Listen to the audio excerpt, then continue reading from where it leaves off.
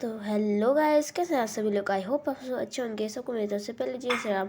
आज हम एक स्केच करने वाले हैं, वो भी एलविश यादव का। ये यहाँ पे फ़ोटो रहा, आप देख सकते हैं। अब इसको हम स्केच करेंगे, तो चलिए शुरू करते हैं। तो आप यहाँ पे देख सकते हैं, मैंने यहाँ पे ये निकाला है ग्रिड की मदद से फेस का डायग्राम। ये सेम टू सेम फ़ोन जैसे दिख रहा है। इसी बात पे वीडियो को लाइक और चैनल को सब्सक्राइब कर दो।